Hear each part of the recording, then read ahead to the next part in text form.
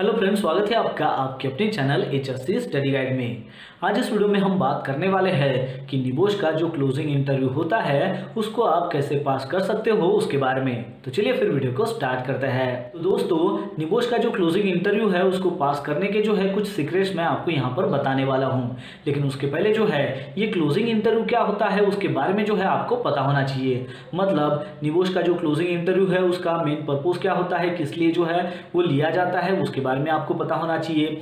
वो कौन और कैसे जो है वो कंडक्ट होता है उसके बारे में भी आपको पता होना चाहिए। इस इंटरव्यू का जो है ड्यूरेशन क्या होता है उसके बारे में आपको पता होना चाहिए। ये जो इंटरव्यू होता है ये किसके द्वारा लिया जाता है इसके बारे में भी आपको पता होना चाहिए। इस इंटरव्यू के दौरान जो है कौन सी लैंग्वेज का जो है इस्तेमाल किया जाता है वो भी आपको पता होना चाहिए। और फिर उसके बाद है कि इस इंटरव्यू के दौरान जो है कौन से क्वेश्चन जो है आपको पूछे जा सकते हैं। तो ये जो है ये क्लोजिंग इंटरव्यू के बारे में जो है कुछ बेसिक जानकारी है जो आपको पता होना चाहिए। और फिर जब आपको ये पता चलेगा कि क्लोजिंग इंटरव्यू क्या होता है, फिर उसके बाद जो है आप इसको कैसे पास आउट कर सकते हो उसके बारे में हम बात करेंगे। तो सबसे पहले जो है हम हमारे लैपटॉप स्क्रीन के ऊपर चलते हैं, समझते हैं कि ये क्लोजिंग इंटरव्यू की ये बेसिक इंफॉर्मेशन क्या है। तो सबसे पहले जानते हैं कि इस क्लोजिंग इंटरव्यू का मेन पर्पज क्या होता है। तो दोस्तों, ये जो क्लोजिंग इंटरव्यू होता है इसका मेन पर्पज ये होता है कि ये चेक करता है कि आपने जो भी ओपन बुक एग्जाम सबमिट की गई है वो जो एग्जाम है वो आपके थ्रू ही दी गई है, यानी कि वो जो एग्जाम है वो आपने ही लिखी है, वो ये चेक करता है। फिर उसके बाद है कि ये जो क्लोजिंग इंटरव्यू है ये कब और कैसे कंडक्ट किया जाता है। तो जो स्टूडेंट्स ने ओपन बुक एग्जाम सबमिट की गई है उनको ईमेल के द्वारा इन्फॉर्म किया जाता है। तो ये जो क्लोजिंग इंटरव्यू है ये कौन सी डेट को और कौन से टाइम होने वाला है। और ये जो क्लोजिंग इंटरव्यू है ये ऑनलाइन थ्रू कंडक्ट किया जाएगा, जिसमें हो सकता है कि वो स्काइप के द्वारा लिया जाए या फिर व्हाट्सएप वीडियो कॉल के थ्रू लिया जाए या फिर मैसेंजर के थ्रू लिया जाए। और जनरली ये जो है ये क्लोजिंग इंटरव्यू के एक वीक पहले आपको ये जो ईमेल है ये सेंड किया जाता है। फिर उसके बाद है कि ये जो क्लोजिंग इंटरव्यू है इसका जो ड्यूरेशन है वो 15 मिनट से लेकर 30 मिनट तक का होता है।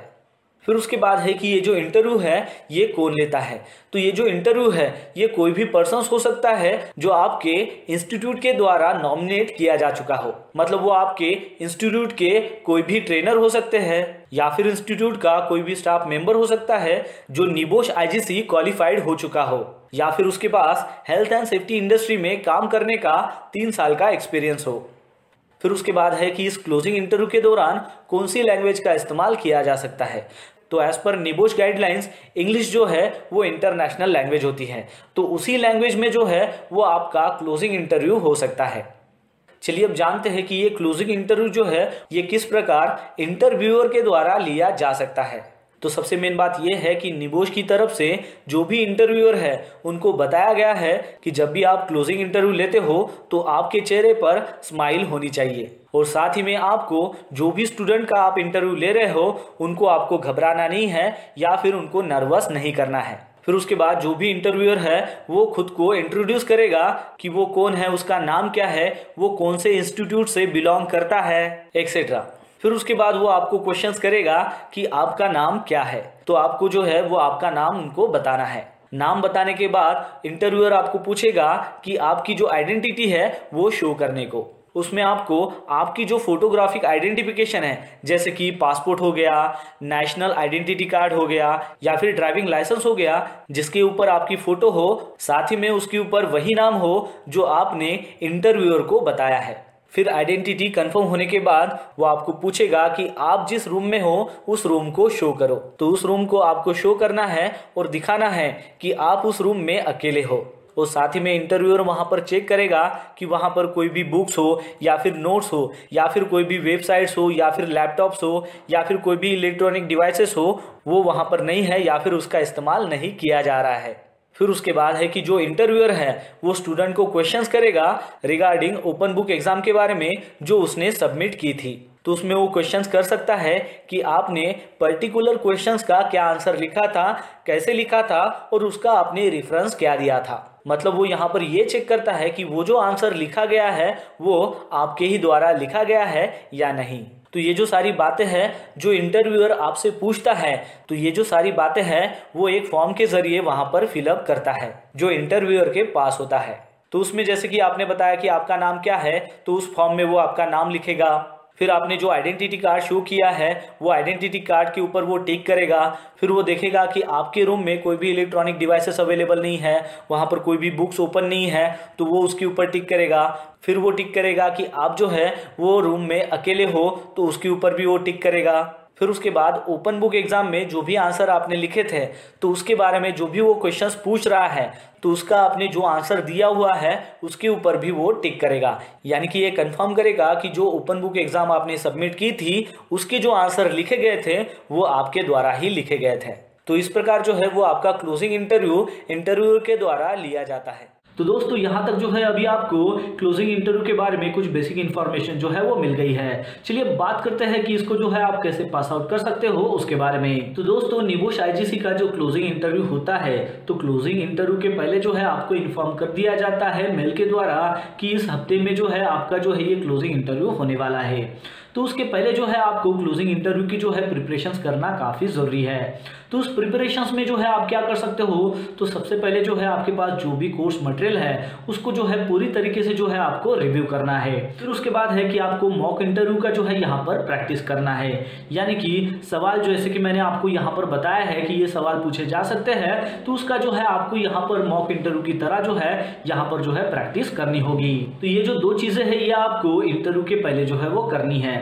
अब बात आती है कि क्लोजिंग इंटरव्यू जब आपका चालू रहेगा तो उस समय जो है आपने प्रैक्टिकल जो है कुछ एग्जांपल्स देने हैं। यानी कि आपको रियल लाइफ जो सिचुएशंस है जिसमें हेल्थ एंड सेफ्टी जो है इन्वॉल्व रहेगा, ऐसे कुछ प्रैक्टिकल जो एग्जांपल्स है वो आपको जो है आंसर में देने होंगे। इससे जो है इंटरव्यूअर को ये पता चलेगा कि आपको जो है यहाँ पर प्रैक्टिकल भी जो है नॉलेज है। उसके बाद है कि इंटरव्यू के दौरान जो है आपने कॉन्फिडेंट रहना है।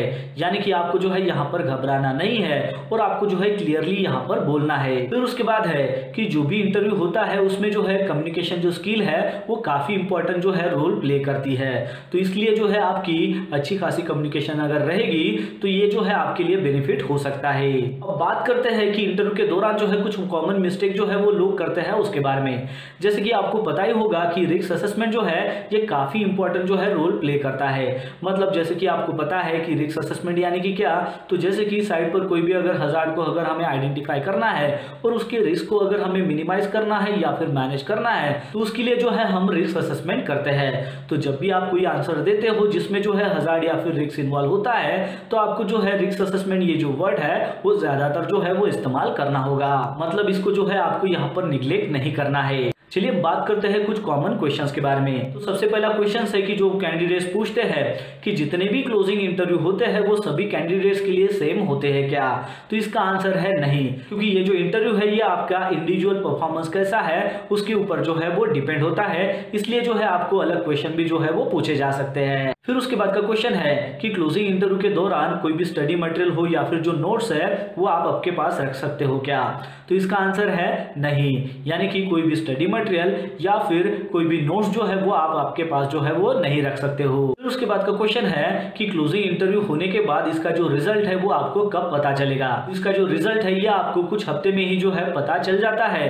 तो इसके लिए जो है बाय द मेल जो है आपको इन्फॉर्मेशन इसके रिगार्डिंग जो है वो मिलती है। फिर उसके बाद का क्वेश्चन है कि क्लोजिंग इंटरव्यू अगर आप पास नहीं कर पाते हो, उसमें अगर फेल हो जाते हो तो क्या होगा, तो इसका आंसर है कि अगर आप क्लोजिंग इंटरव्यू में अगर फेल भी अगर हो जाते हो तो आप दोबारा जो है ये क्लोजिंग इंटरव्यू जो है वो दे सकते हो। तो ये जो कुछ कॉमन क्वेश्चंस है जो कैंडिडेट्स के मन में जो है ज्यादातर होते हैं। तो दोस्तों एक बात मैं आपको यहाँ पर बताना चाहूंगा कि निबोश का जो क्लोजिंग इंटरव्यू है वो आप कैसे पास आउट कर सकते हो, इसके ऊपर जो है मैंने एक डिटेल में जो है आर्टिकल लिखा हुआ है। तो उसमें जो है ये सारे क्वेश्चन के जो आंसर है वो भी आपको मिल जाएंगे और कुछ एडिशनल इंफॉर्मेशन जो है वो भी आपको यहाँ पर मिल जाएगी। तो इसका जो लिंक है मैंने नीचे डिस्क्रिप्शन में दे दिया है, आप जाकर जो है इसको चेकआउट कर सकते हो और क्लोजिंग इंटरव्यू को कैसे पास आउट करना है उसके बारे में इंफॉर्मेशन ले सकते हो। तो बस आज के लिए इतना ही, मिलता है नेक्स्ट वीडियो में एक नए टॉपिक के साथ में। तब तक के लिए टेक केयर, बाय बाय।